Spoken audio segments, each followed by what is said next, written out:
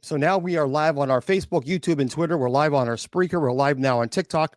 And so we're live everywhere. I was talking earlier to the folks there on TikTok, Mr. Producer. I don't know. I hope he's okay. Normally he's always punctual, but he must be running fashionably late. So I pushed the buttons and I think I did it right. If I did not do it right, then you know what? That's blame it on me. Blame it on me. I'm naturally blind. So there we go. All right, I'm Bishop James Long. So I appreciate you guys being here. For those of you who want to know more about my website, again, you can go to bishopjameslong.com. That's the website to go to, bishopjameslong, LONG.com. You can also go to the church's website. So if you want to know anything about the church, well, it's real simple. I'm live. I'm live, Bishop. Yeah. That's but you can go to the church's website at usocc.org. All right, usocc.org. That is the church's website, and there you go. Check us out there, and hopefully you'll enjoy. Now, yeah. I don't know. It just seems like a weird Friday for some reason. I don't know what it is, but it's just one of those crazy things. Let me remind you, if you want to know about the church. So I'm going to say it again. You need to go to usocc.org. I'm just not going to repeat that 100 times. usocc.org. That's where you need to go. And there you are. For those of you who are on TikTok, let me just say this because I have to do it every single or any format. Just remember, trolls. I don't pay attention to trolls here. I don't get angry. I don't lose my temper. You're not going to see me cuss. You're not going to do vulgar language and all this other stuff. I'm just not going to do it. I don't have time or patience for third grade mentality. I just really we're all adults here. So trolls. You're just going to be blocked. I mean, that's just the way it goes. You're not going to get any. You will not get any response from me at all. It'll be total ignore. I will completely ignore you, only because it's time to grow up. It's time. The trolling a clergy or trolling anybody on a Friday night. It was like, dude, come on, pretty sad, but. I just want to let everybody know. And you're right. It's sad that I have to say that, but I have to say it every single live. It got so bad that we actually had to turn comments off on Sundays and Wednesdays during Bible study because of the trolls. That really is a sad state of affair. It truly is. When you think about that, it's very sad, but that's what you have to do. So anyway, I'm just going to let everybody know. I just won't pay attention to you. So there we go. All right. So anyway, that's on the website, bishopjameslong.com and usocc.org. There you go. Why do you see that today's strange? Well, because normally, I have a producer behind the scenes, and he's usually there, but I think he's running late or something. Because normally he always schedules it on Facebook, YouTube, Twitter. But tonight, I don't see him. So normally it's always, the show's already scheduled. He schedules everything. So when I showed up, nothing was done. So I think that's what happened. I think he was just running a little bit late. But anyway. Oh, yeah. I know. Let me say this very clearly, especially on TikTok. Everybody listen to me. Folks, I can't do anything about it. I have said this a billion times. Of course, that's a little exaggeration, but there's 2 accounts that I own on TikTok. 2.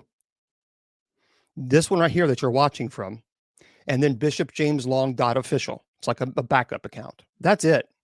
I've even pinned those videos to my account. I've explained that to people a million times.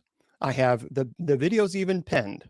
So if anybody is contacting you and saying they are me, and they're asking you to give them money for some orphanage in Africa.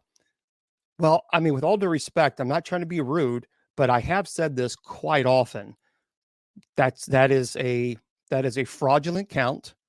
I'm not going to contact you ever to ask you for money. I will never do it. You will never, ever get a message. Never.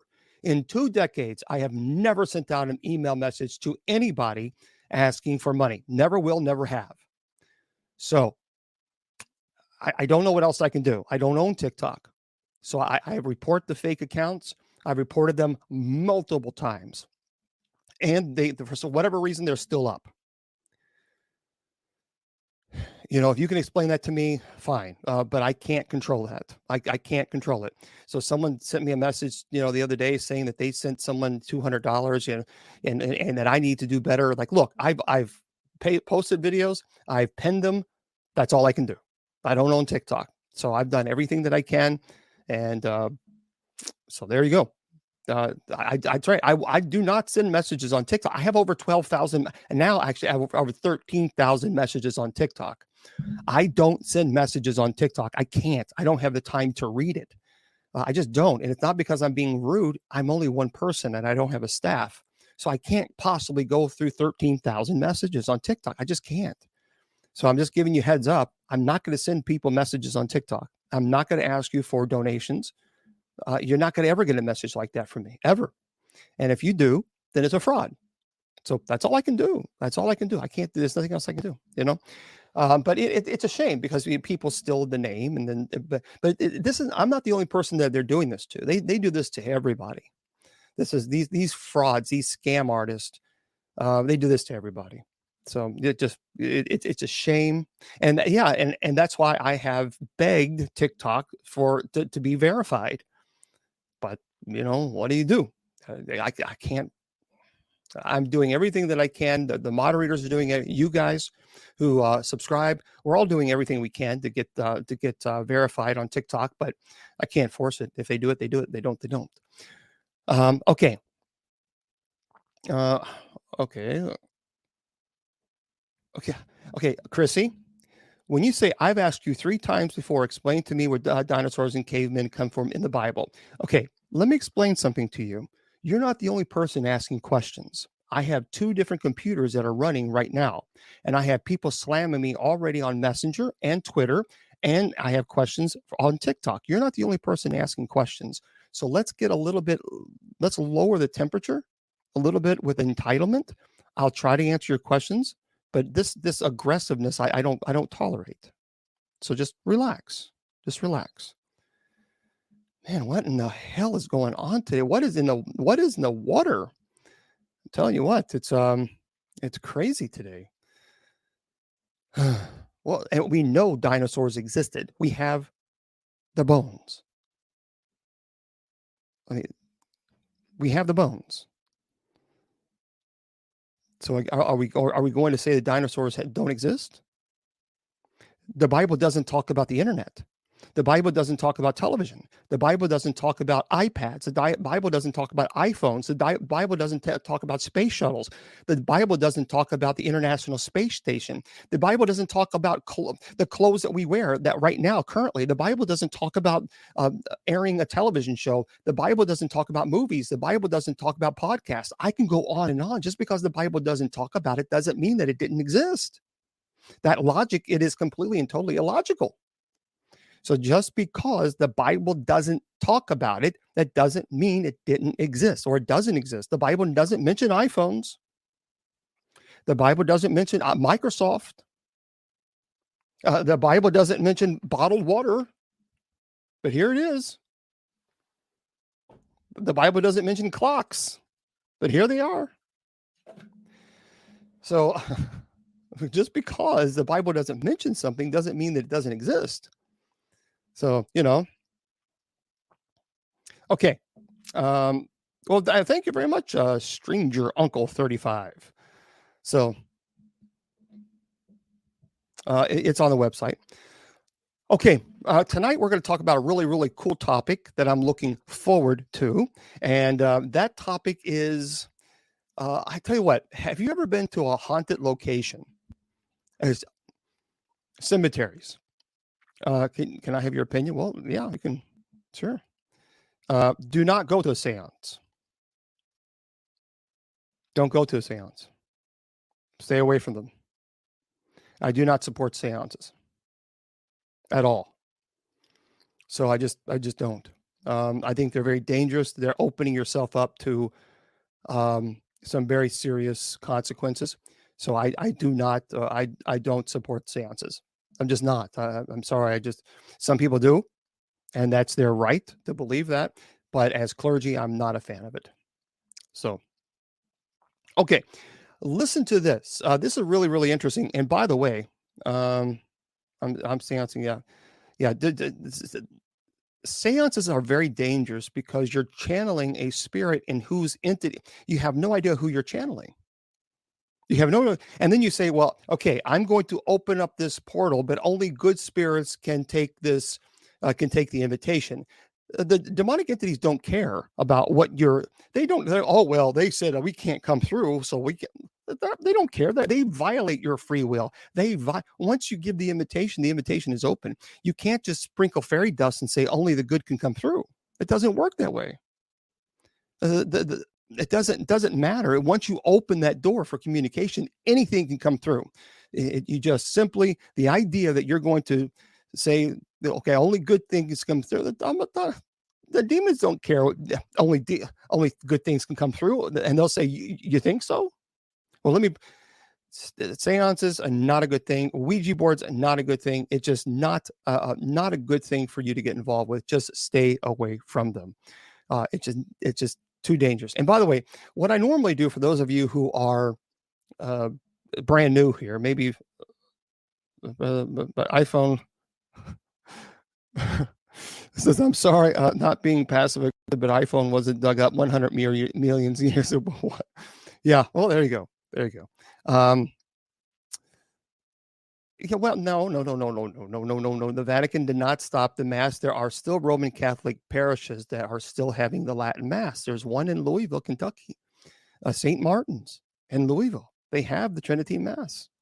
So again, folks, the stuff that you're reading online is be careful with what you're reading online.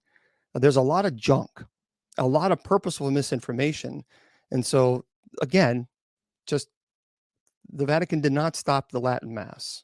Many Roman Catholic parishes still have them, and they're beautiful, and they're beautiful liturgies. But there's a lot of stuff going on online. There's a lot of people reporting things that are just utterly stupid, and it confuses people like you guys, or like everybody confuses them, because then they think, oh, great, now the Latin Mass is being thrown out the window. No, it's not true. It's absolutely not true. So, okay. I'm going to do this here because this is getting annoying. Sorry. There, I'll get to your questions at the top of the hour. Okay. Again, I'm going to just simply say, if you want to go to, for those of you who are brand new here, on the top of the hour at 8 o'clock, normally I take the hours, or I take your questions. The first hour, I pretty much give a presentation. I talk about a particular topic. And then the second hour, I open it up for questions. If you want to go to the website, the church's website, usocc.org. That's the site of the church, or bishopjameslong.com, either one. It is amazing that people say, well, you're not this and you're not that. Okay, have we really gotten to a point now where we're going to attack each other's denomination?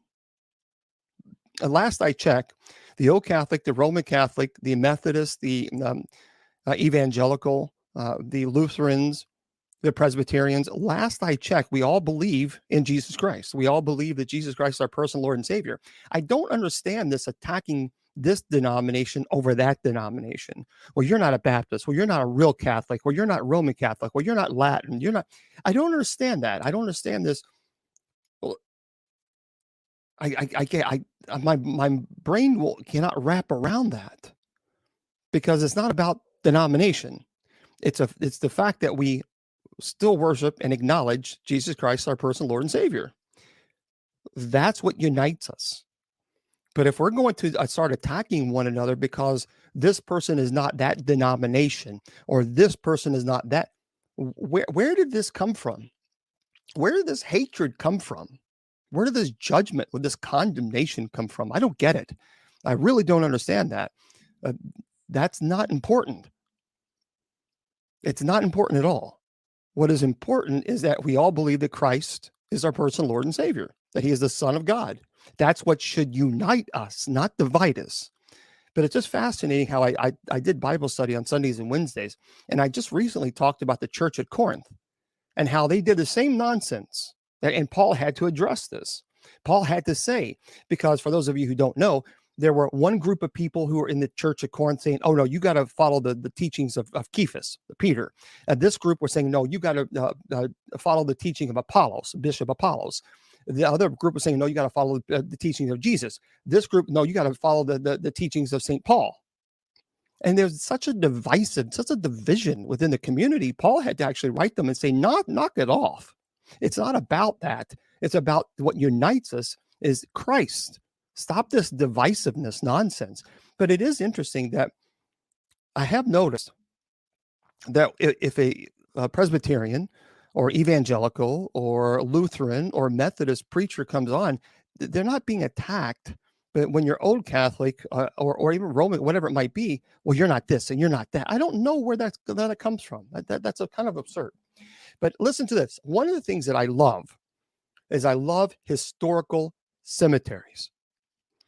There is a cemetery in Louisville, Kentucky. And gosh, guys, if you've never been there before, man, I got to tell you something. It is absolutely beautiful, and it's Cave Hill Cemetery. I tell you what. Oh yeah. When I went to the seminary, we in the Roman seminary, I studied from the Roman seminary for 6 years. I received my minor orders. We were taught the Tridentine Rite, which is a beautiful liturgy. The Latin Rite is absolutely gorgeous. But then of course we were also taught the English, the Novus Ordo. There are some people say, well, no, if it's not the Latin Mass, then it's not valid. No, that's not correct. I just disagree with that from a theological point of view. But I do believe that. I do believe that both are absolutely valid and beautiful. But if you in Louisville, Kentucky,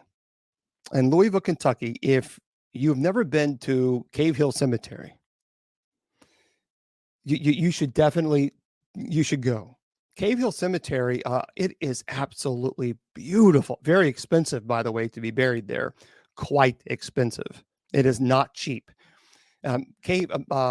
Colonel Sanders is buried there, along with other people as well. But they have a beautiful lake right there in the middle, and you can feed the ducks. There's a lot of it's just a gorgeous place. It really is. And here's what's interesting: right next door to Cave Hill Cemetery is a cemetery called Eastern Cemetery. And TikTok, I'll open the comments up at the top of the hour. It was just getting annoying with all the comments. Eastern Cemetery is really unique because that is where I've captured quite a few EVPs, electronic voice phenomenon, that were pretty intense, really intense. For those of you who don't know Eastern Cemetery, the caretaker of Eastern Cemetery buried people on top of one another. It was horrible what he did. As a matter of fact, you can Google it. Google Eastern Cemetery in Louisville, Kentucky, and he actually was arrested. And not only that, sometimes he would actually he would dig the graves back up, and he would toss, it was terrible. Toss the remains in the ravine, and even resell coffins. This guy was just a real piece of work. So ultimately they closed it down and they arrested him. But yeah, if you have not checked it out, if you Google Eastern Cemetery in Louisville, Kentucky, that's really right next door to Cave Hill Cemetery. It is insane. It truly is. So some cemeteries, when you go to them, I mean, just there's beautiful, absolutely beautiful cemeteries that the monuments, my goodness gracious, they're just unbelievable. But let me just explain a couple of them. There's on Bonaventure Cemetery and the ghost of Gracie Watson. Of course, now I've been serving the paranormal community for 2 decades, and I have been to a lot of homes, and I've been to certainly a lot of locations. One of the worst, no question, cemeteries I've been to is in Kentucky, and I've talked about that before, and I'll discuss that a little bit later on. That's actually, like I said, it's the Gates of Hell Cemetery. which most of you know that I've talked about that. It was me. It was my team that actually named it the Gates of Hell Cemetery, because no one even knew it existed 20 years ago. Nobody knew it existed. It was an old abandoned cemetery in Kentucky. No one even heard about it. And it's an old abandoned cemetery. It's a terrible place. And people tell me, well, I found out about it, and then I went there, and then all terrible things are happening, and I need you to fix the problem. Well, no, I'm not going to fix the problem, because I've told people a ton of times, stay away from the place, stay away from it. I'm not the cleanup crew. If I tell you to stay away from a location, there's a reason for it. And if you go to the location, then don't expect someone to clean up the mess. Don't go there in the first place. So I don't understand why people do that, but they do. And then they expect, me to come and clean up the mess. Well, it doesn't work that way. Well, listen to this. This is really interesting. In Bonaventure Cemetery and the ghost of Gracie Watson. So Savannah's Bonaventure Cemetery is known for its lush scenery and striking monuments to the dead. Yet there is one particular headstone that stops visitors in their tracks, and it is crazy. Now, it is. I don't know if you guys have seen this before, but surrounded by a long iron fence, sitting pensively with her right hand resting on a tree stump, is a statue of a little girl. Now, I got to tell you something, guys. I've heard a lot of people who've gone to this particular place. Her name is Gracie Watson. She was also known as Little Gracie. And she was the only child of Wales and Margaret Frances Watson. And Wales took over management of the luxurious Pulaski Hotel in 1880s. Through the Watsons, they found themselves largely ignored by the city's upper class. So Margaret longed to integrate herself into the community and began giving away food and drinks in the hotel. And soon the family's social status improved. Well, numerous parties were held at the Pulaski establishment to which Gracie was often invited. The little girl charmed guests with her lovable personality and taking on the role of an adorable hostess. And when she grew tired of mingling with the adults, Gracie would often slip away to play beneath the back stairwell. Well, her disappearing act became a running joke with the partygoers, who would ask out loud, where's Gracie? As a way of acknowledging the lateness of the hour, basically. So then, just 2 days before Easter in 1889, Gracie Watson died of pneumonia, and she was only 6 years old. And Wales and Margaret,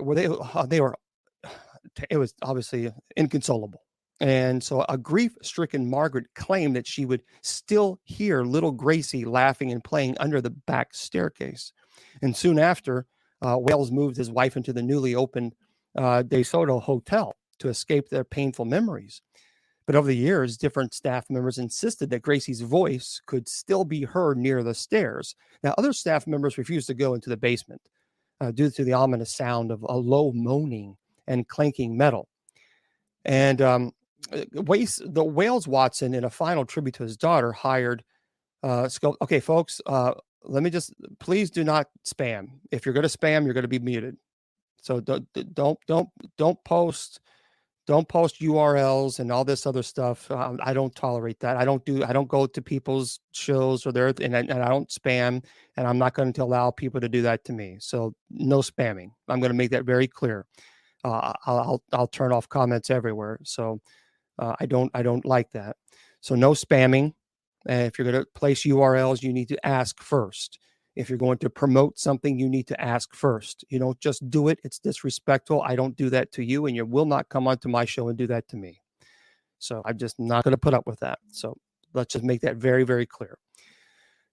Anyway, but if you go to this particular cemetery, people allegedly, you'll hear this little girl crying, and that's considered little Gracie. I've always said, in all there's a lot of people. Here's what bothers me somewhat in the paranormal community. What bothers me is that people will. There's a lot of people claiming to be exorcist, and I am troubled by that, because I want to know their education. I want to know their training. There's far too many people When I started in the paranormal, there were two. Two. I was there. Over 20 years ago, I was there. I know who was there and who wasn't. Um, it was me, and it was Father Andrew Calder. That's it. We were the only ones helping the paranormal community. And I think that's a problem. Now it seems like every team allegedly has an exorcist. That's an issue with me.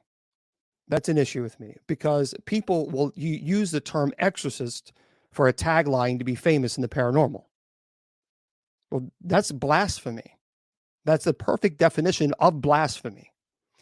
And there's also, it seems like every team has a demonologist. Let me just make this very, very clear. Demonology is not something you choose to do. Demonology is something God chooses you to do. It is a ministry. And if you're going to be a demonologist, you must understand that that is a ministry. And when I started over 20 years ago, there were very few demonologists. Very few. There were more demonologists than there were exorcists. It was only me and Father Andy Calder. That was it. But now it seems like every team has a demonologist. And not only that, but here's what's really troubling and really ticks me off is you have people who are claiming to be demonologists, and then they're going around performing rites that they have no authority to perform.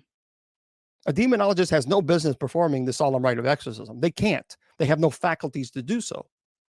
So the idea that they're going to perform an exorcism, they have no faculties. And a demonologist is not a person, is not an exorcist. Bishop Long, what about taking classes on it? What does demonology even mean? That's a great question. Taking classes and being a demonologist are two different things. Anybody can learn about demonology, but when you are a demonologist, what that says here, and this is what that's a great question. What drives me crazy is that you have all these people claiming to be demonologists, and yet they never really, truly, honest to God, they've never, ever really had a demonic case. They may have had things that go kind of bump, they may hear like a knock or something of this nature, but they've never truly had a demonic case.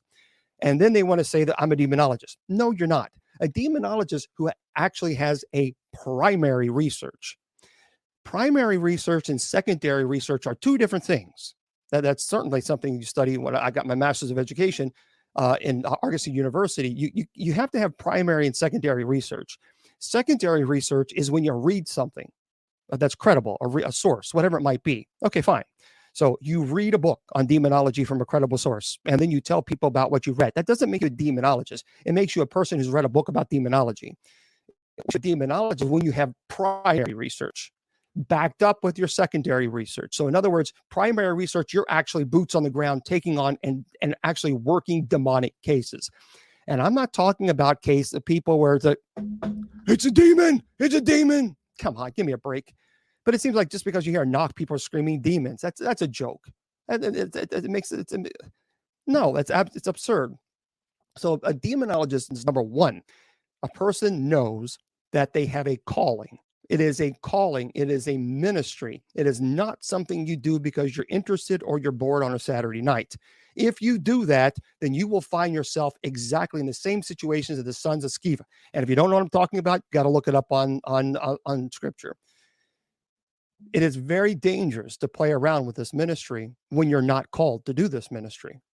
Because if you do, the demonic entities will eat your lunch and ask for seconds. And it's not a joke. It's not playtime. So if God is not calling you to do this ministry, leave it alone. Leave it alone. It's not something that it's not, well, I'm bored or I'm just interested. Well, okay, you can be interested in it and learn from it and learn about it. That's completely different than actually now working demonic cases. Because once you work demonic cases, you are now targeted. Not only you, but now your entire family is targeted. That is why one of the reasons why I have taken a voluntary vow of celibacy. It's not required, but I have taken a vow of celibacy. I'm not going to bring a family into this. It's because I understand that when you do this type of ministry, it doesn't just affect you, it affects your entire family. And once you get involved in a true demonic case, in a real demonic case, not something just to hear a knock on the door. No, once you get in a real deal, let me tell you, I can't tell you how many times throughout the years people have claimed that, oh, I'm a demonologist, I'm a demonologist, I'm a demonologist. And then they get involved in a real demonic cases. And they're the first ones that run out that door as fast as they possibly can. It has happened over and over and time. Folks, my first paranormal investigation was 35 years ago at Waverly Hills in Louisville, Kentucky. And I've been serving the paranormal community as an exorcist now for 2 decades. I've seen a lot of nonsense, I've seen people come and go, people who claim to be exorcists, claim to be demonologists, and then they start playing it. And then they come up to a real case. And then there's like, oh, hell, what do I do now? Well, now you got yourself involved. Now you're there. You can't run from it. You're in it. So what's going to happen is eventually these people playing exorcists and playing demonologists are going to continue doing that so they can become famous, use that as a tagline in the paranormal, and they're going to have their lunch served to them through and through when they actually meet a true demonic, when they actually come across someone who's possessed, or when they actually walk into a place that is truly has a demonic infestation. That's when the real demonic activity begins. And that's when you can't say, oh, let me take it back. Let me take it back. It's too late. You put your foot in the water and now it's too late. There's a price that you have to pay when you're going to call yourself a demonologist. There's a price you have to pay when you call yourself an exorcist. And if you're not willing to pay that price, then don't use those as a taglines. Don't use those as a means to try to be famous in the paranormal. Don't use that to try to establish credibility. Because if you do that, I give you, folks, I've seen it time and time again, where people will call me in the middle of the night and claim to be exorcists or claim to be demonologists, and then they come across a case and they're like, oh, I'm way in over my head. Well, yeah, because where was the training? Where was the training? This is not a, I am not Bishop James Long, who happens to be an exorcist. I am an exorcist who happens to be Bishop James Long. That is who I am. I live this 24/7. This is not something that I do on the weekends. It's not something that I just do on TikTok or on Facebook, YouTube, or Twitter, or on social media. This is what I do. I do this ministry. I've been doing it for over 2 decades, going to people's homes and actually working demonic cases, real demonic cases. And it's not fun. There's nothing fun about it. It's not an enjoyment. I don't enjoy seeing people being tormented by the demonic. I don't enjoy watching people suffer through possession. That's not something you enjoy. It's something you're willing to do, and you accept it because God has called you to do a very serious ministry. And anybody who does this ministry, and if they're not called and they're doing it for any other reason, if they're doing it for any other reason other than that they are called, if they're doing it for pride or ego or whatever reason, that is blasphemy. And I don't think that is something that God is going to appreciate or tolerate. So it's one of those things. I tried to be one of the things about me is I'm a straight shooter. I don't sugarcoat anything. When I was studying in the Roman seminary, I was taught by the Benedictines and Jesuits. The Jesuits are great thinkers. The Benedictines are very strict when it comes to prayer and work. If you're a demonologist, and by God, if you're an exorcist, and if you don't have a prayer life, then you don't have a prayer. You don't have a chance. If you have no prayer life and you call yourself an exorcist, you will not have a chance when you stand toe to toe, face to face with someone who's possessed. You will not. Possession is not someone's just screaming, hooping, and hollering. Many times, many times when I go into in a case, I've performed 30 documented exorcisms in 20 years, just 30, and I get thousands of emails, over 13,000 messages on TikTok, and how many messages here on 7,157 messages. There we go. 7,157 messages in a couple days. That's in 3 days of people claiming they're possessed. Now, I performed 30. Number one, it's rare. But number two, when you walk into a place where there is true possession occurring, the demonic is not, the demons, it's not the person screaming, hooping, and hollering and carrying on. Many times it's very quiet. Many times it's the person staring right at you. Many times you can actually feel the presence of the demon, and the demon is trying to read you. What's called retrocognition or prognostication. It's trying to use your weaknesses, your any type of vulnerabilities. It is intense. And not somebody flaying out like a fish out of water kind of nonsense. Does that occur? Yes, but it's controlled. It is a controlled chaos. It's a controlled chaos for the sole purpose to intimidate the exorcist so the exorcism stops. And if you don't understand that, you have no business in this ministry. It will affect you. It will affect your family. And when you walk into a place where someone is truly possessed, your world changes. It's no longer ever like it was before. Never. Every exorcism takes a part of you. And when you walk into that location and you see someone who is absolute 1,000,000% possessed, and I'm not again, we're not talking about I think, sort of, maybe, kind of. No, we're past that. We're past all that. We're past screaming. If someone is just screaming and that's all they're doing, that doesn't impress me. I'm not going to say, well, the person is screaming, so they must be possessed. No, an exorcist knows how to test to determine if there is actually a legitimate possession. And if there's not, just because the person is screaming and hooping and hollering, that doesn't make them possessed. It possibly could make the person in a psychotic state. That doesn't necessarily mean that they're possessed. That's why you have a psychological evaluation on every single person that you perform an exorcism on. You have to. And if you don't, well, then you should be put in jail.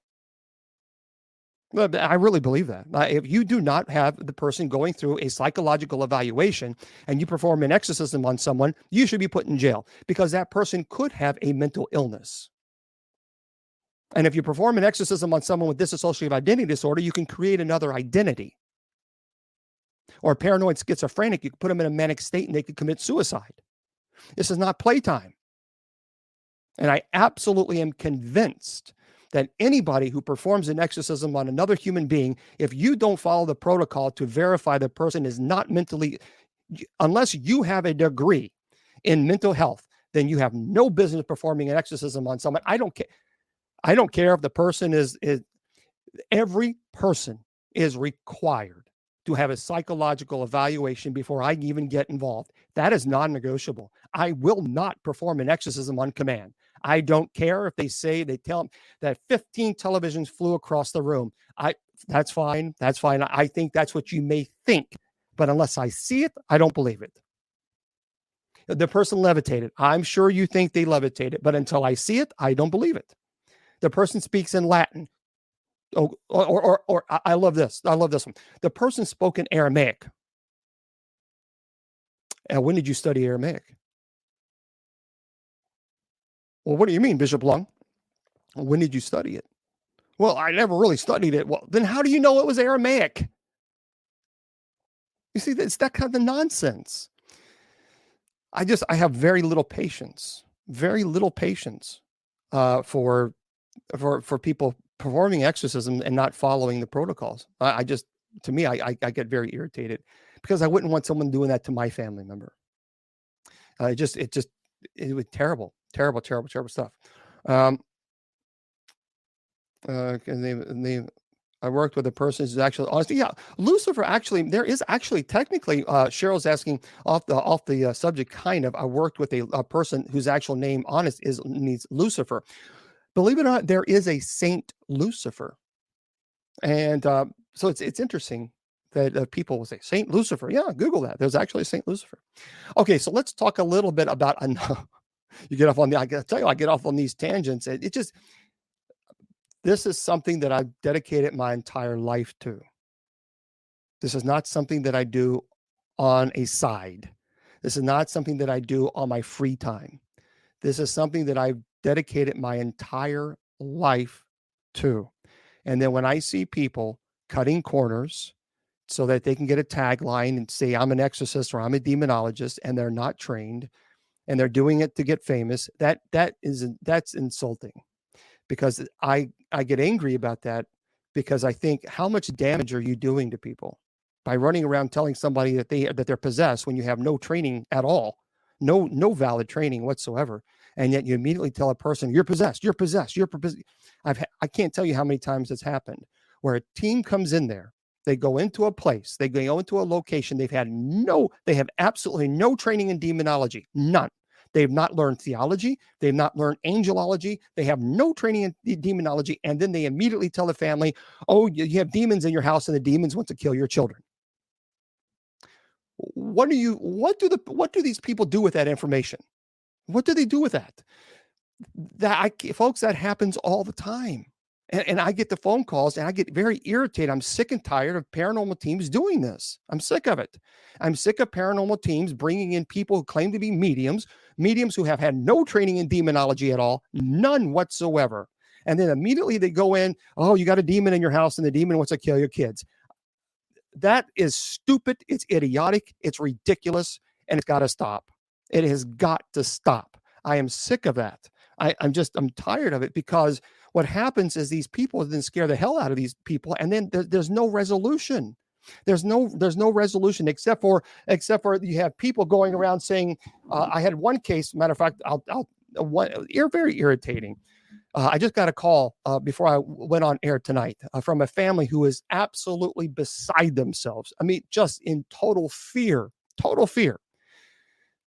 And so they had a psychic come in, and the psychic said, oh, you have a demon and wants to kill your children and wants to kill everybody and all this other stuff. And then they say they gave them this selenite, kind of a selenite. And they said, oh, I want you to wave this selenite around every single room. What the hell do you think this selenite's going to do to a demon? I mean, really. So now we're telling people use selenite and crystals against demons? That's what we're going to do now? It's preposterous. So I sent a team out, by the way. I sent a team out there, and the team actually had been working with this family before, but for some reason they decided to bring this medium in who thought that they were an expert in demonology. It's not a demon at all. It has nothing to do with demons. Nothing. There's no demons at all. The team debunked everything that's going on in the family. They're having pipe issues, and the pipe are banging together. And the smell of rotten, that have a smell of rotten flesh, rotten decay, was because the team found a raccoon in their attic, and it died. It couldn't get out, so it died. So they debunked everything. Everything was debunked. And then this other team comes in with this psychic who tells them to wave this magical wand, this selenite around, and somehow that's going to clear the air of demons. And now the families are right back into this mental torment that maybe there is a demon trying to kill them. This is what I'm talking about. This is the frustration. This is the frustration that I deal with every single day. And I've been talking about this for 20 years, but it's gotten so much. It's so bad. It's gotten terrible. I don't get it. I just don't get it. Well, no, Lucifer, it's not actually, Lucifer means light bringer. But if you're talking about Lucifer, the angel, versus the name, it's two different things. So yeah, that's a good point. All right. Yeah, I tell you, it's one of those things. What are you going to do? What are you going to do? So yeah, I do. It just irritates me when people do that. It bothers me. I don't like people stressing people out. Life is already stressful enough, and then you have these clowns running around playing exorcists and demonologists and scaring people. And this is one of the reasons why sometimes I've thought about backing away from the paranormal, because it's gotten so stupid. It really is. It's gotten so stupid, with people running around and immediately screaming demon. Well, Patrick, really, when you're talking about the devil, demonic entities, all demonic entities are doing its bidding. So, all right. By the way, for another cemetery, I know that was completely off tangent, or off topic, but it just, when I see people get taken advantage of, I really get, I'm very passionate about that, because I don't like it, because I see it all the time, and it's irritating, because I wouldn't want anybody to do that to my family. And it just, no, you don't have to. It's a good question. There's actually, Patrick. Patrick has the devil ever possessed anyone? I have had cases before in possession where the demonic would say it was Lucifer. It was, and many times they'll do that just to try to intimidate the exorcist, to try to make the possessions to stop. But quite often, most of the time, when you're dealing with that type of stuff, they're just trying to intimidate you to make it end. By the way, this cemetery is very interesting, and I want to point this out to you. Resurrection Mary. I actually have been there. I've been to the cemetery, and I saw a full body apparition in this place. This is by Elizabeth Tilstra, and she says, just outside Chicago, Archer Avenue leads motorists past Resurrection Cemetery. It's an old cemetery. It's the final resting spot of a young woman. She's killed in 1930s. Many believe the same young woman mysteriously returned to the cemetery night after night, dancing and hitchhiking her way back down the avenue. And all the Chicago's ghost stories, this is one that's been told and retold for 80 years. And it truly has. I mean, this has been one of the most probably popular ghost story in this area.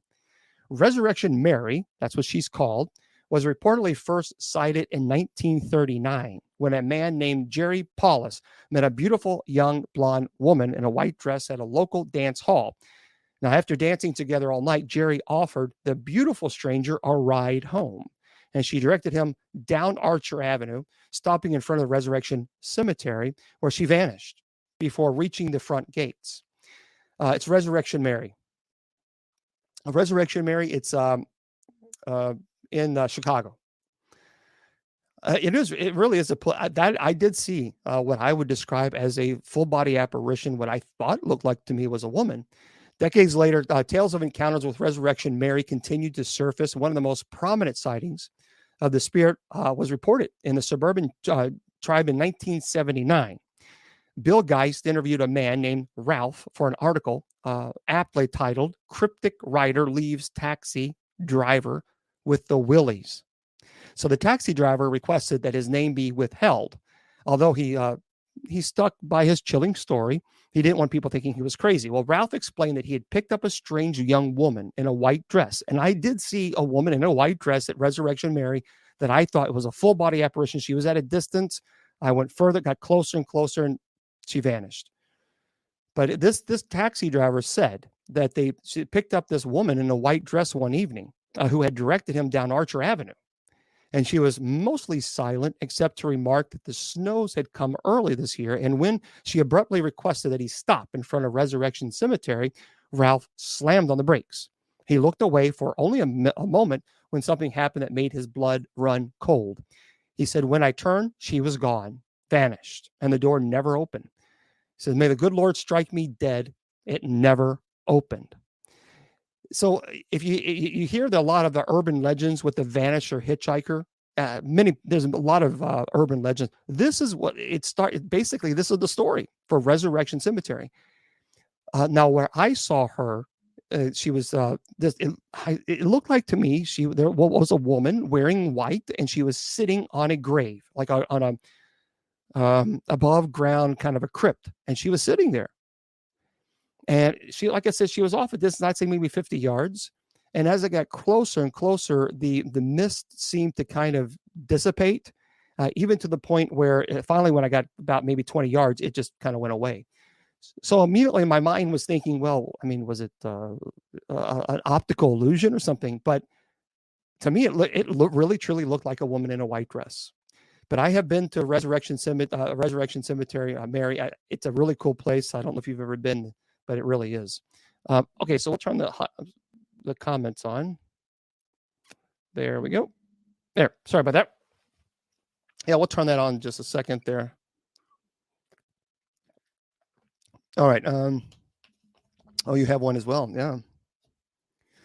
So what's this? Okay, you're a fraud too. Let me just block this ass clown. People can know, so nasty. So nasty. Anyway, I had to block somebody. Some people. Okay, here's a London's Highgate Cemetery and the curse of the Highgate vampire. This is kind of crazy. If you've never heard of this cemetery, I would really enjoy going to this one. I have friends that live in this area. They are absolutely convinced. They are absolutely convinced there's something there. So listen. Well, thank you very much. Yeah, I just see that's the thing. I don't go to anybody else's live and call them a fraud and call them a liar and all this other stuff. But to me, it's so interesting how they think it's okay that they do that to me, and I'm like, oh, okay, thanks. Keep throwing the insults at me. No, I don't think so. I believe in extraterrestrials. Yeah. Well, thank you very much. I appreciate that. Listen to this: London's Highgate Cemetery and the curse of the Highgate vampire. Physically attacked. I have been physically attacked. Actually, I was physically attacked at the Bobby Mackey's when I did Ghost Adventures when I was scratched. This is by Gary Sweeney. It says it wasn't too long before rumors of Satanism and occult activities actually circulate. I've never been to this place, but I have friends that have been. Opened in 1839, London's Highgate Cemetery. For those of you who are in London, I'd be curious if anybody is if anybody's ever been there. There is Alice. Well, you know the Alice. There's a program on this on Netflix. No, I'm not afraid at all. Go to the cemeteries. Was it Alice? Tell us about that, because there's somebody on TikTok said that there's a program on Netflix about this. I am really curious about what it is now. No, I'm not afraid to go to the cemeteries at all. Although there is one cemetery that I do not like, and that's the Gates of Hell. That's pretty crazy. Oh, good. Thank you so much. Alistair Kelly is going to look it up right now. Cool. Yes, it is. Dennis Dodge, using a ghost box on phone dangerous for average person. Yes. Okay. Okay. Let me just say this. Yes. Okay, Isaac, I am asking. It's not. I'm asking this question. You should have your own TV show traveling to these places. Well, unfortunately, I can't talk a whole lot about it, but I can tell you that I filmed something in Los Angeles, and I'll let you guys know when it's coming out. That's all I can. That's all I'm allowed to say. So people are asking me about the items to use, like a ghost box or apps on the phone. Things of this. Folks, listen to me carefully. Please listen to me. I have nothing. There's nothing that I gain to lie for lying to you. You're not paying me. I'm not paying by any company that tells you not to buy them. I'm just telling you what I've seen as an exorcist, as an investigator. If you paranormal investigate, and even if you do it for fun, because you're just interested in it, you like it, you want to know more about it, you think it's interesting, you think it's cool, or whatever, you just want to see what's going on. Listen, guys, listen to me, okay? You are opening yourself up to receiving messages from spirit with whom you have no idea its identity. That's dangerous, because you don't know who you're communicating with. And I tell paranormal investigators this all the time, and they don't like it, but I'm not going to sugarcoat it.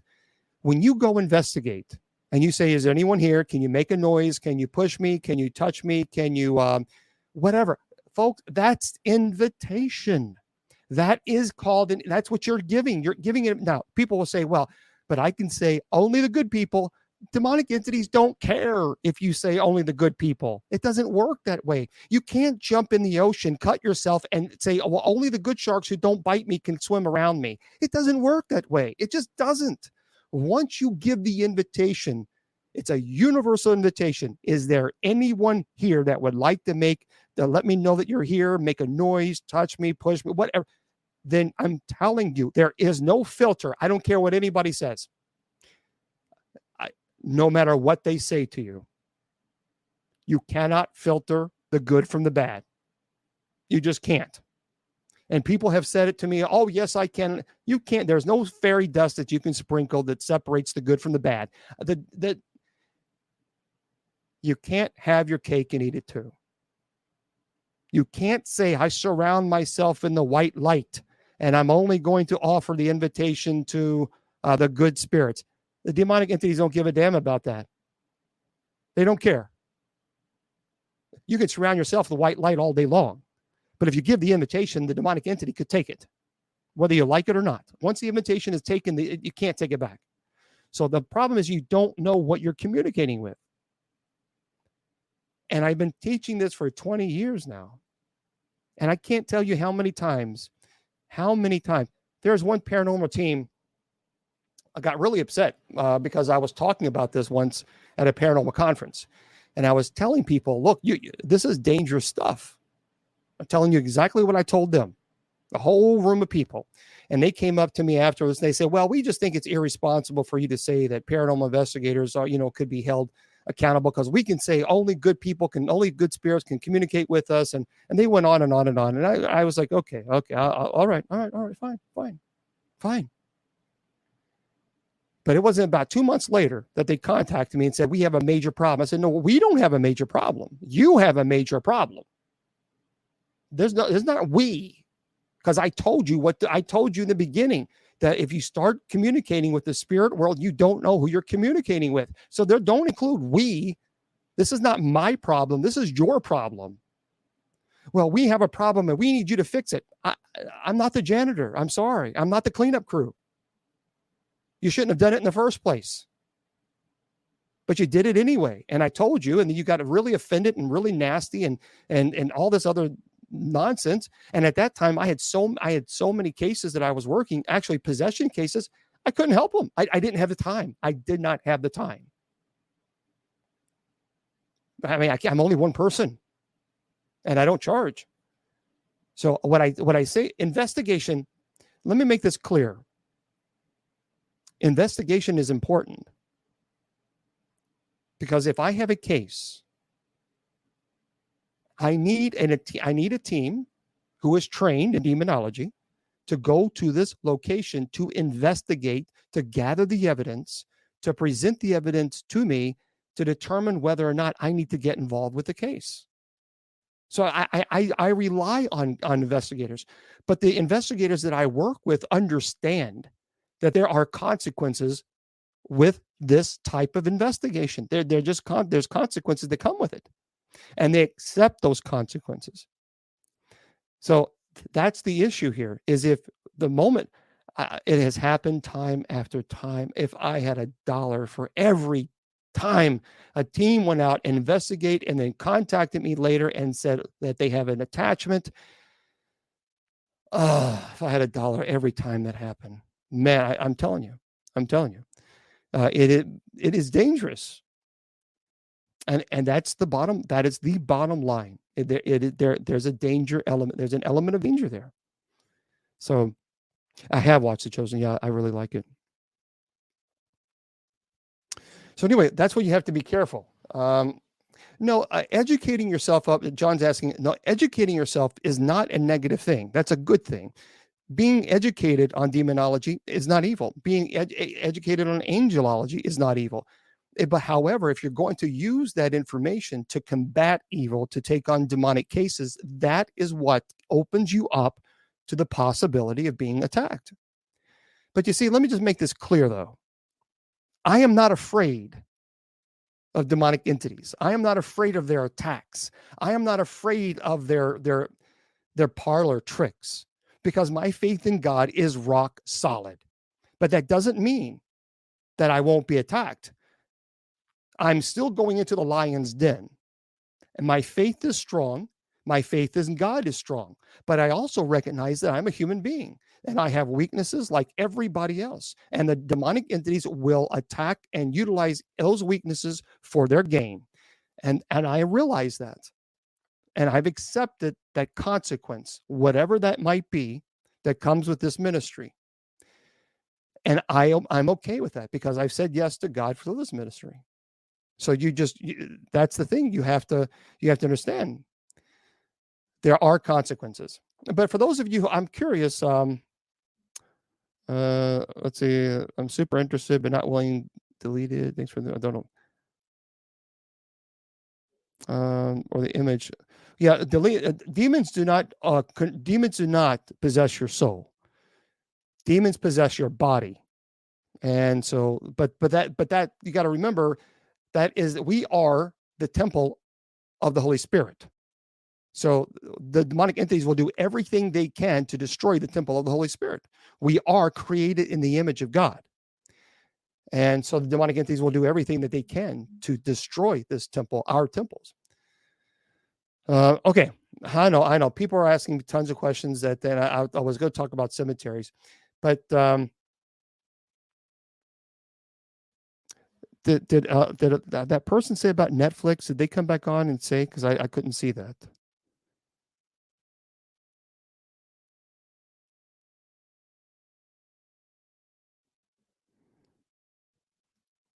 Yeah. Okay. How do we know it's God? Discovery. What about Discovery? When you pray to God, she said it's on Discovery Plus. What's it called? It's not Netflix. It's Discovery, right? Yeah. Do you know what it's called? Because I want to let everybody know that. That way, I'll tell everybody this.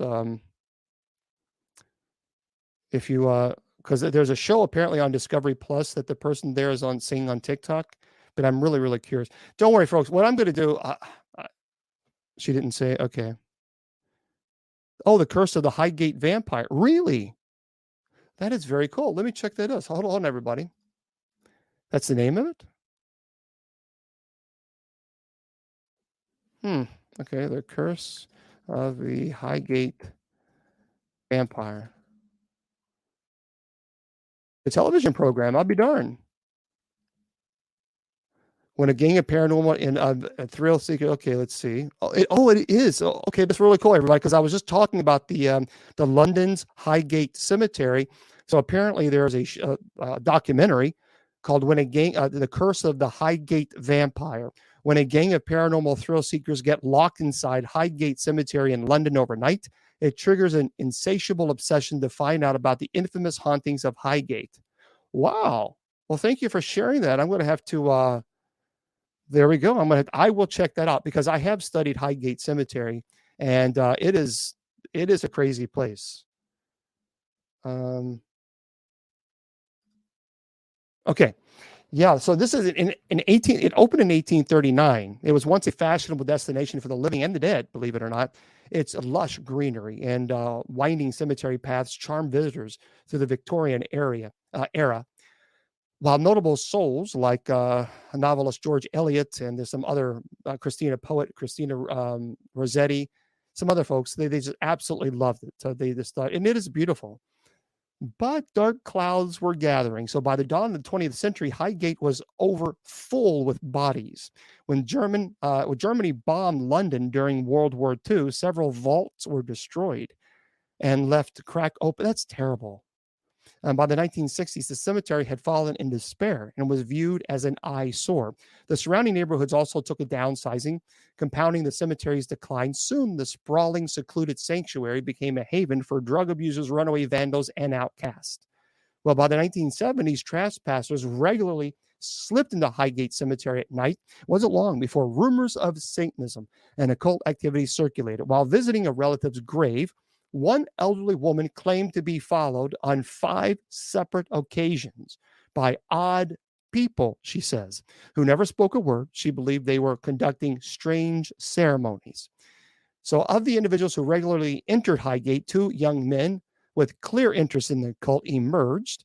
Their names were David Farrant and Sean Manchester, and they soon became the chief voices of the Highgate mystery. Manchester, a self-styled vampire hunter, presided over the British Occult Society and founded the Vampire Research Society.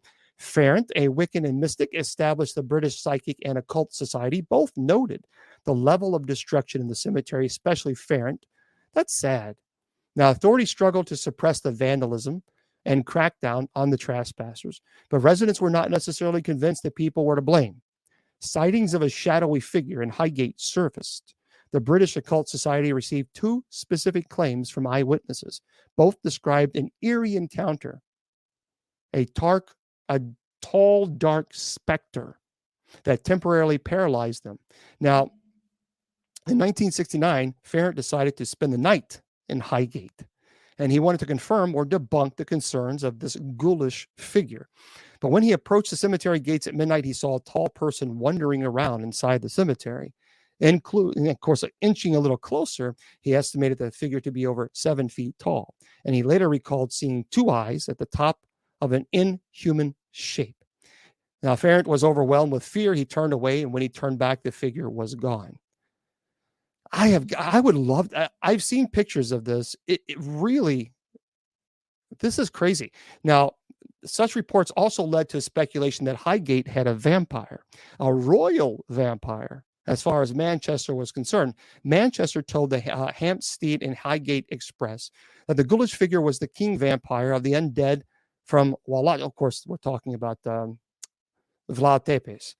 He believed that the regal bloodsucker was once a medieval nobleman who practiced black magic. Followers used the coffin to smuggle the undead king into England into the 18th century. I have got to find out more about this. You know, if I ever get to London, I've got to go to Highgate. I've got to check this out. No, they have not been killed by a demon, but certainly have been attacked. Okay. Yeah, London's Highgate.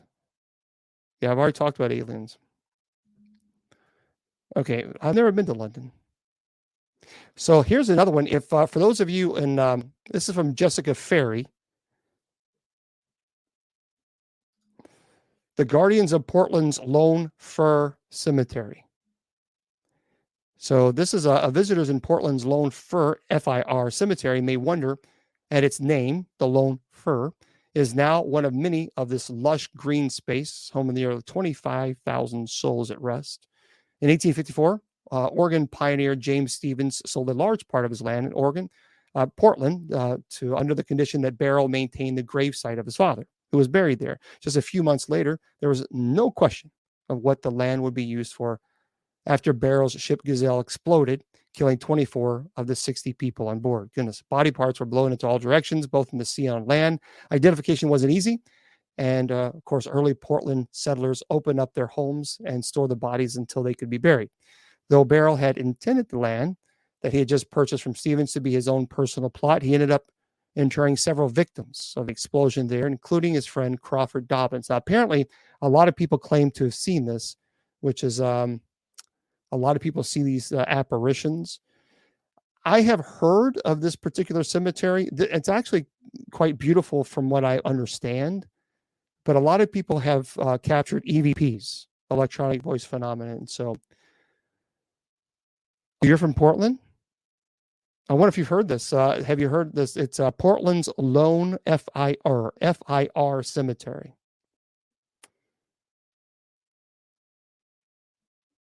That's interesting. It is interesting. Yeah, folks, I've been answering questions for an hour and 15 minutes, and I was supposed to teach. I was supposed to do a presentation on cemeteries. That's okay, but we're gonna do both.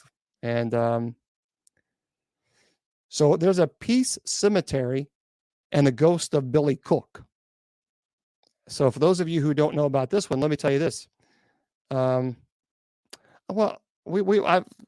Josh, we've talked about mediums and psychics before, quite a bit here on the show. I mean, I believe there are people who are gifted, but I also think there's a lot of nonsense too. I've seen people who claim to be psychic, and There are some people that I absolutely am convinced that they are. I have no doubt there's some type of gift. But I just find it interesting that I don't know why psychics didn't predict 9/11. Now, some people say they did, but then they go back and they're well, a country was attacked and terrible things happened. It's so vague. It was never the Twin Towers fall because of hijackers. It's just interesting that I've never seen a psychic or medium win a lottery. Well, I haven't seen a psychic or medium predict World War III and when it will happen, how it will happen, or the war in Ukraine. So I just find that interesting. Again, there are people that I believe that I absolutely believe that there are people that are gifted, but I'm just so many people now. When I started in the paranormal field, there were very few people claiming to be psychics. Now there's a psychic on every single team. Not only that, but now these psychics are playing demonologist. And I'm just telling you what happened. I mean, just it's that's the truth. That's the God's honest truth.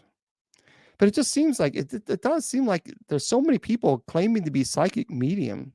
And I'm just kind of thinking, well, I know people in the paranormal that claim to be psychic medium who are as psychic as my phone. I don't know. I don't get it.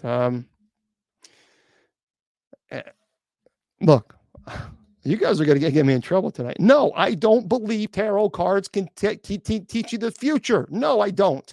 A bunch of cards. I'm not going to put my faith in cards. I'm not going to put my faith in somebody just being able to scramble up a bunch of cards and say, this is a wand of whatever. And this is a club of a card. I don't know, whatever. Why would people put their faith in stuff like, I don't get it.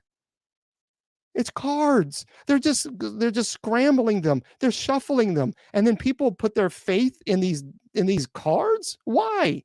What on earth? What on God? What, have we lost our mind? So now cards can predict your future? No, I predict my future. Not cards. Cards is not going to predict my future.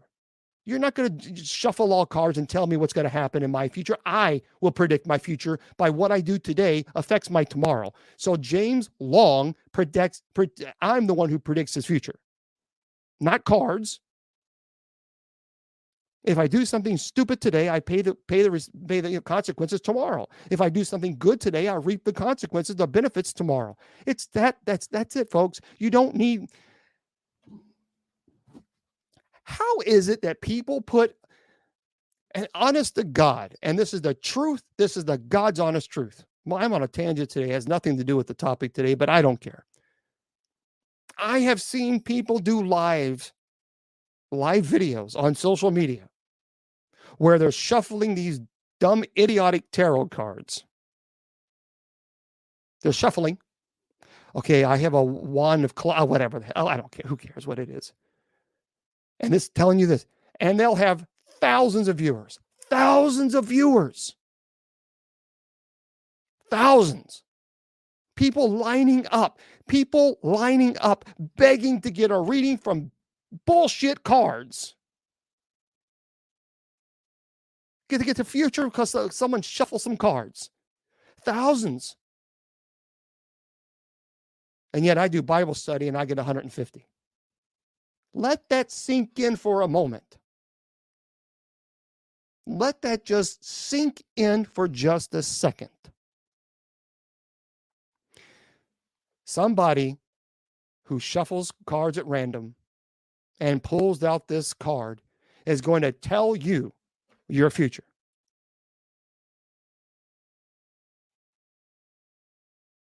I refuse to give up my future and determine my future based on cards. I don't need cards to tell me my future. I know my future. Here's what my future is. I'm going to continue to preach the gospel. I'm going to continue to preach about Jesus Christ. One day I'm going to get sick and one day I'm going to die. And one day, God willing, I'm going to meet my loved ones in heaven, and I will be in with Christ in eternal paradise. That's my future. That's all I need to know. I don't need to know anything else. I don't need to know if I'm going to find that perfect person. I don't need to know. It will happen when it happens. But cards are not going to determine whether or not you're going to fall in love with somebody.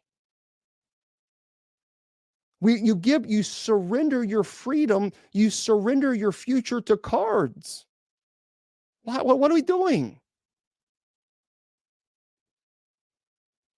I don't understand. And then people pay for it.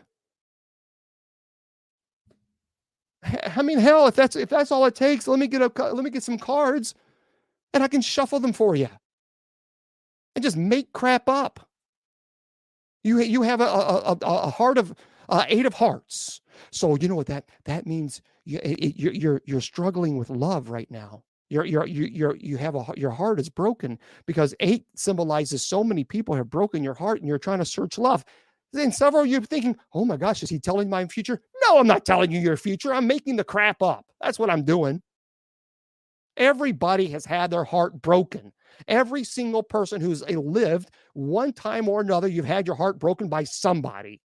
And then I make general statements, but there's somebody out there that you know that they know you, and you're going to read. Oh, come on. Stop with the vague crap. If you're a psychic medium, then say, hey, look, John Doe likes you, and John Doe lives in 3131 South 4th Street in Louisville, Kentucky. Here's his phone number, or reach out to him. Well, if you know it, then just say it. Stop this vague crap. You see, that's what they're doing. If they're giving you vague crap, well, they're giving you vague crap for a reason, because it's vague. It's not real. I can tell you guys right now, I see a woman behind you, an elderly woman who's standing behind you. She had heart issues, and she's telling you she's telling me to tell you to be careful with your heart, not to be so difficult with, not to put so much caffeine in it, not to because you're having heart palpitations. Now, many of you right now, many of you are thinking, oh hell, is he talking about me? No, I'm not talking about you. No. Most of us have elderly women in our lives who passed away. It's called a grandma, it's called a great grandma, or it's called a mom or an aunt. And if they died, chances are they probably had a heart issue. And they tell you, this is what I'm talking about, guys. That's the nonsense. That's how you spot a faker. That's how you spot a fraud. It's cold reading. It's things these techniques. It's general statements that are not specific. And then what happens is, if I can look at you and I can see your reaction, see your body reaction, and see how you're responding, then I go with it and I continue it. Most of us have had men in our life. All of us have had some type of man, whether by a dad or an uncle, a grandfather. I see a man behind you. He's an elderly man. He is a little overweight. Well, duh. I mean, but when you get older, you kind of put weight on you. You see general statements like that, red flags. He's a little overweight. I mean, he's a little chubby, not really, but he also was very active when he was younger, and he's trying to tell you that you really need to kind of get off the couch, and you can do it. You can do it. And some of you are maybe thinking, oh my goodness, is he talking about me? No, I'm not talking about you. See, this is what that's what I mean, guys. See what I mean? So you got to be careful. Someone said that. No, I give you my word. I am as psychic. I am as psychic as these pair of glasses. Now look, I'm going to make this clear again. I absolutely believe that there are people who are gifted, no doubt about it, because I met them. I know them. But I also believe that now every single person claims to be, so many people on every team, and he starts with A, yeah, or he starts with his name's. There's an A. I think that there's a woman who's standing behind you, and she has an A in her name. Well, Einstein, thanks for sharing that.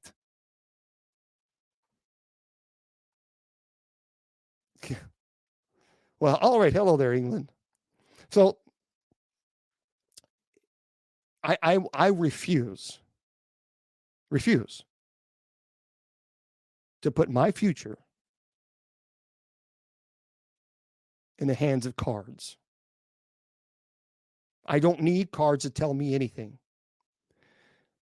What I need is my faith in Christ, my faith in God, my faith in the Holy Spirit, and that's all I need. And anything else, I don't need to know. I don't need to know if I'm going to win the lottery in the future. If it happens, it happens. I don't need to know it. I don't need to know if I'm going to get sick. I'm going to get sick in the future. We all are. And that's okay. I don't need to know when I'm going to die. I will die when God calls me home, and that's good enough for me. See, that I think we have to be careful about putting so much faith in these people who claim to have this type of stuff. Yeah. Oh, yeah. Right. Oh, yeah, Chrissy. Yes. That's a perfect. Tell me if this resonates with you. Yeah. That statement that they do. Basically, it's cold reading. It's just cold reading. So,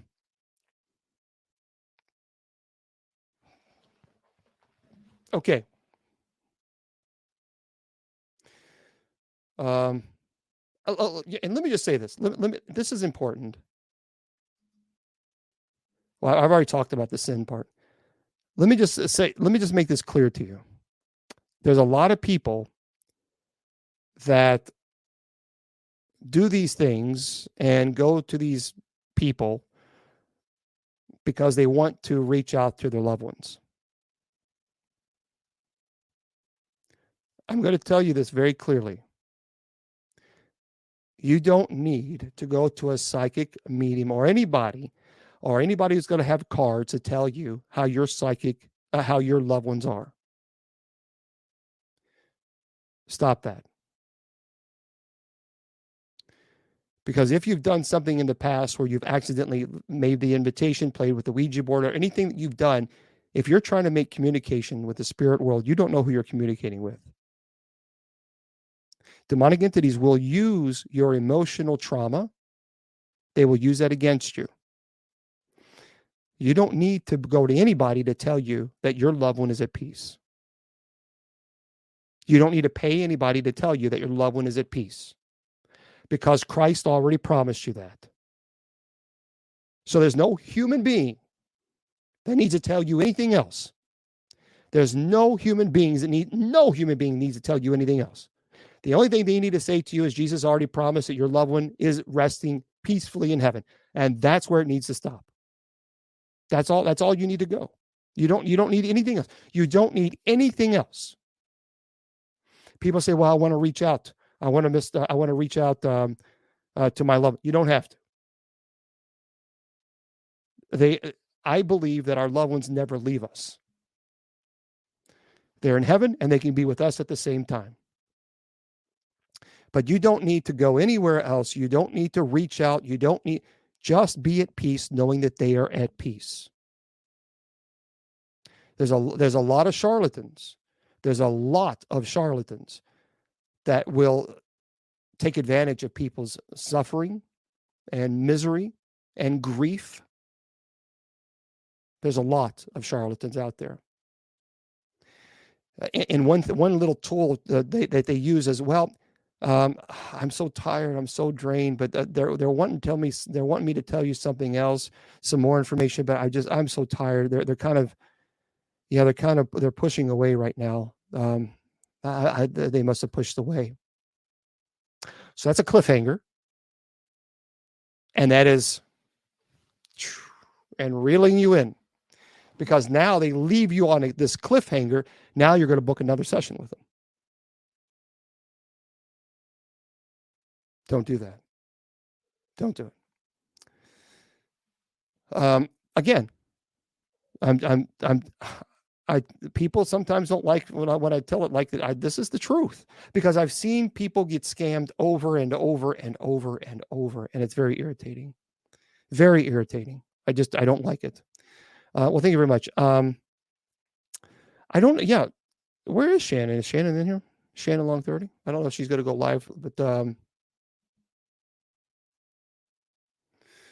no bad dudes in the Catholic Church. Then I don't know what that means. Well, thank you, Debbie. So let's go to some of your questions because I'm being slammed by so many questions. I'm not going to be able to get to the presentation as far as haunted cemeteries. Maybe we'll do it another time.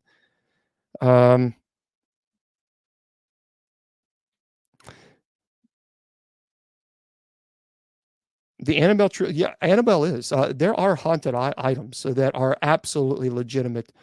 Stay away from haunted items, guys. Just stay away from them. It's not a good thing.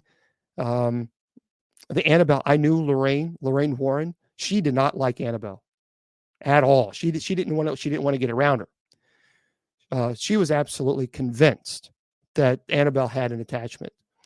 So thank you, Debbie. Yeah, it's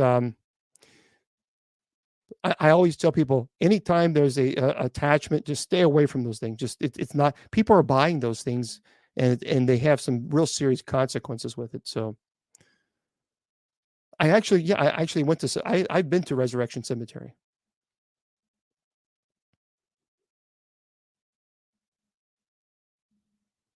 Well, they had Annabelle locked up, and they blessed the container around her.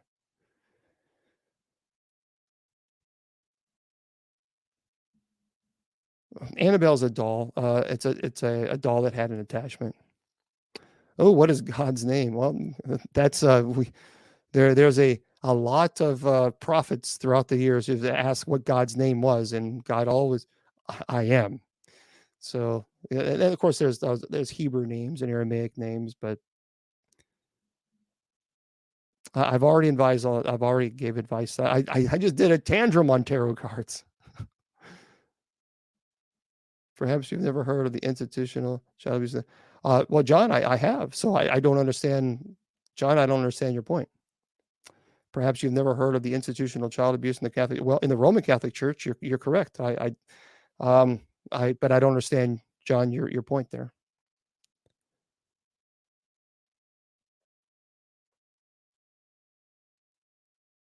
Isn't that the truth? That's a lot of people taking advantage. Yeah, she's in a museum. Oh, it's okay. Yeah, you can. It'll be on my Facebook, I think. I know Chip. Chip is very gifted. Chip is a good friend of mine, and I like Chip a lot. As a matter of fact, what I really appreciate about Chip is Chip will not take advantage of people. In their grieving, if they lose someone, he will do 2 sessions and that's it. He won't do any. But I've had people come back to me and tell me that a psychic medium did 10 sessions with them, at $300 a session. When someone lost a family member, and that's $3,000. And these people just took advantage of these poor people. No reply. You're not the only person who's asking a question. So let's kind of calm down with the entitlement. Lots of people are asking me questions. You're not the only one. So I'm trying to answer as many as I can. I'm one person, have 2 computer screens going. So let's just calm down with the good grief. I have ever met an angel. I have met people who certainly have been very angelic. Would you rather fly or believe in God? Believe in God without question, because in heaven I will be able to fly. In heaven I'll be able to do anything and everything. So I'm not going to sacrifice a gift on earth for the lack of faith in God. There's no way. No way. So yeah, I don't. Astral projection. I'm not a big fan of astral projection. Yeah, but see, I understand that, John. But you got to, John. That's the thing. I think people have got to be show a little bit more compassion. I study for the Roman Catholic priesthood. I'm old Catholic. In the old Catholic Church, we have no clergy attacking or child pedophilia. As a matter of fact, we work pretty stringently against child pedophilia. And so I think we have to be careful with immediately just lashing out. I don't, and quite honestly, I know a lot of Roman Catholic clergy who are who are living saints. And I think to categorize every single Catholic priest in a negative connotation, I think that's unfair. Yes, there were some terrible things that happened in the Roman, unacceptable. And I don't care if it was bishop or a priest, any priest, I don't care who it is. Anybody who knew or covered it up should be in prison, regardless of the rank in church. But I know some Roman Catholic, I know some Roman Catholic bishops, and I know some Roman Catholic priests that are the salt of the earth. Some of the most amazing people in the world. Amazing. And I know some bad ones who've been arrested, and rightfully so. So, yeah, I think we got to be careful with making generalized statements. For the most part, priests are very giving, very kind, very loving, and very, very devoted to their ministry. I mean, just because you have one bad teacher doesn't make all teachers bad, or one bad priest doesn't make all priests bad. So, yeah, I think we have to be careful. Thank you, Billy. I appreciate that. And yes, I agree again. But they may not have been caught on earth, but they will answer to God for that. And there will be, I find it abominable. I find it disgusting. It is a violation of trust. It's a violation of the faith that God has placed in them. And it is heretical in an extreme level. And they will definitely have to answer to God. There's no understanding or excuse for that type of behavior. So, who comes to get us when we die? Well, Jack, that's a great question. There's a lot of people on TikTok asking who comes to get us. I'm answering everybody. It's everybody. I'm going to answer every question. I won't answer people who are being rude. But Jackie was asking who comes to get us when we die. I invite you to go to a website called nderf.org. Check that out. It's called ND as in dog, nderf.org. And there are people who were clinically dead. And they talk about their loved ones coming back to pick them up. They talk about seeing the guardian angels. There's some great, absolutely wonderful, wonderful stories there. So nderf.org. And that's a fantastic site. Well, thank you very much, Timothy. I appreciate that. Okay.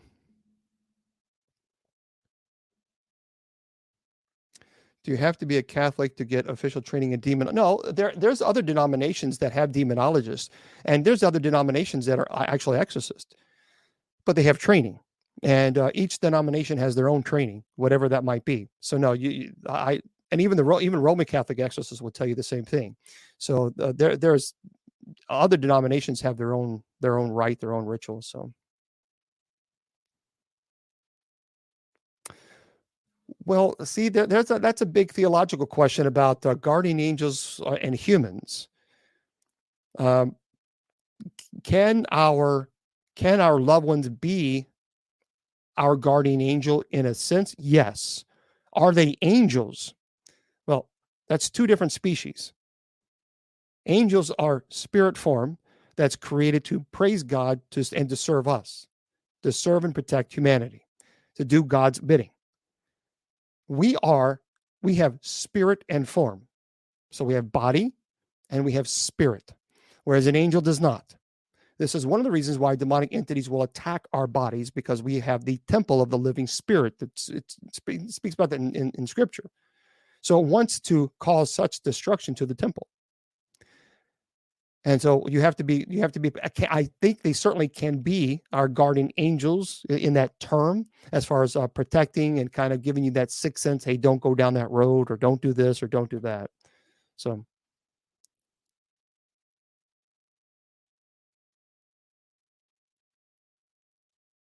Okay. So what are the other questions that you guys have? I've been here for, Seraphim are actually one of the highest ranking of angels. There's actually there are a ranking of angels that many people actually, I don't know if you know, but there's three tiers, or they call them tiers, or some people call them spheres or levels. I mean, it just depends on it's interchangeable. The highest ranking that we know of, the highest order of angels, are the seraphim, cherubim, and thrones. It's believed that Lucifer actually is a seraphim. Then you have what's called the middle order, and the middle order are dominions, virtues, and powers. And then you have the lowest order, or lowest sphere, lowest tier, would be principalities, archangels, and angels. Now, there's a lot of theologians who actually say, of course, Michael the archangel, but there's also a lot of theologians who say that Michael could most certainly be a seraphim as well. Because remember, we knew that Michael fought Satan and defeated. So how can a seraphim, which is Lucifer, be defeated by an archangel, which is on the lowest sphere? So there's many theologians that's still debatable in the world of theology and angelology. Angels are there's not a gender. So there's no such thing as angels having wives and all this other stuff, or demons fallen and having wives. That's just a ridiculous. It's false. It's theologically incorrect. It's biblically incorrect. And I've talked about that many times, especially with the Nephilim. So yeah, non-binary. There is no gender when talking about angels.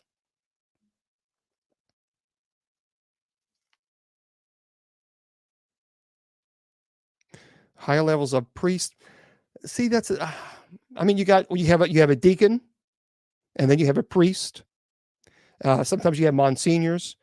Then, of course, there's vicars, but there's several other titles in between that. And then there's the episcopacy within the Old Catholic Church. And then within the Roman Catholic Church, of course, then you have cardinals, and then you have the papacy.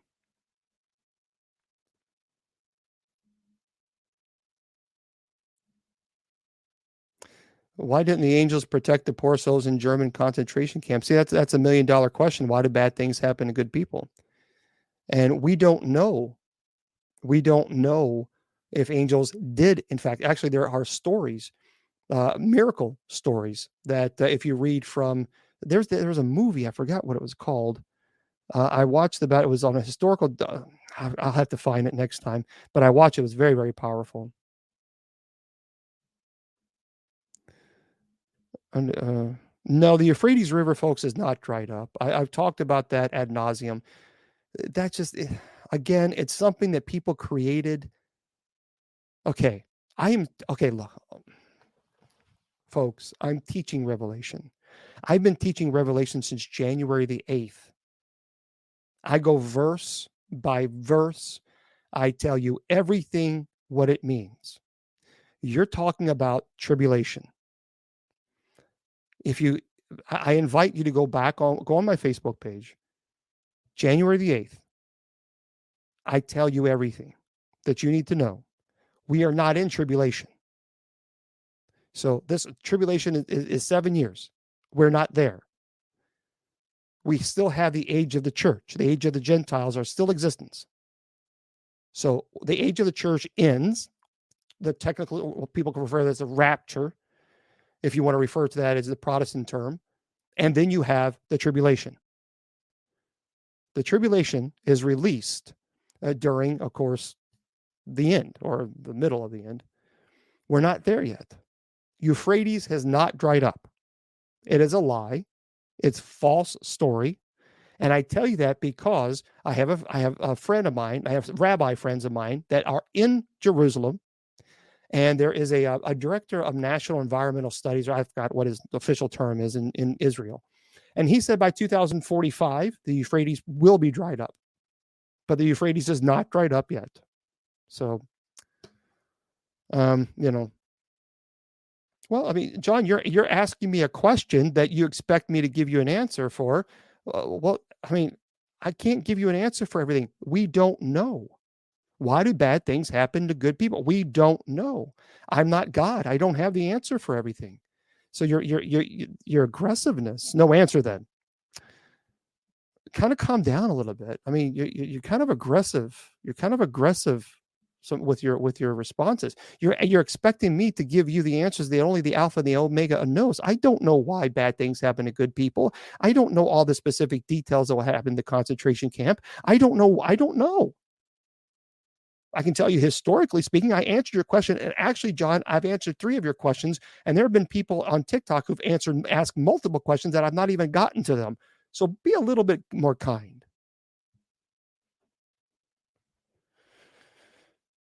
Yes, Nix, I have.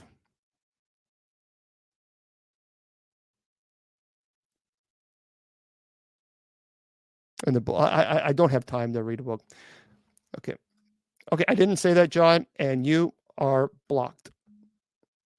I'm tired of that. I'm tired. I'm just sick and tired of this. Man. See, this is the entitlement mentality. People act as if there's nobody else watching the presentation except for them. And I'm supposed to ignore everybody and answer every single one of their questions. I don't have time for that. And those people will drain your energy. They will drain everything. So it seems like nothing. See, that's what I'm talking about. You can give people $1 million and they will complain that you didn't give them $2 million. That's just the way some people are. Nothing is ever good enough. So you ignore them. You delete them. That's what you do. Okay. Yeah, I mean, you're expecting me to answer questions that only God knows. How preposterous is that? I mean, that's unbelievable. Unbelievable. Yeah, you're right. Well, we're getting ready to actually kind of close shop here pretty soon anyway. Well, Bike MC is asking about animal and possession. Well, Scripture actually talks about when Jesus approached the possessed and was going to cast them out, and the demon said, throw us into the swine rather than into the pit. So there is actual animal possession in Scripture. You'd be happy with $500,000. Okay, for those of you on Spreaker, I'm going to have to say goodnight to you. Yeah, tonight was a crazy night. I don't know what was in the water tonight, but TikTok, hang tight. I'll stick around for you guys in just a second. Yeah, it's just a really strange night. But I always tell you this, guys. I'll be here tomorrow night. It's open mic night. And we'll kind of go from there and see how that goes. But remember, I always tell you that your value does not decrease based on someone's inability, but to refusal to see your worth. Remember, you're priceless. Don't let anybody tell you otherwise. Facebook, YouTube, Twitter, God bless, and I'll talk to you guys tomorrow. The Sacred Division has been brought to you by Bishop Long's online paranormal course. Learn demonology, angelology, paranormal studies, and genealogy. It's 100% online, and you learn at your own pace. Please go to www.bishopjameslong.com and click on the paranormal course link.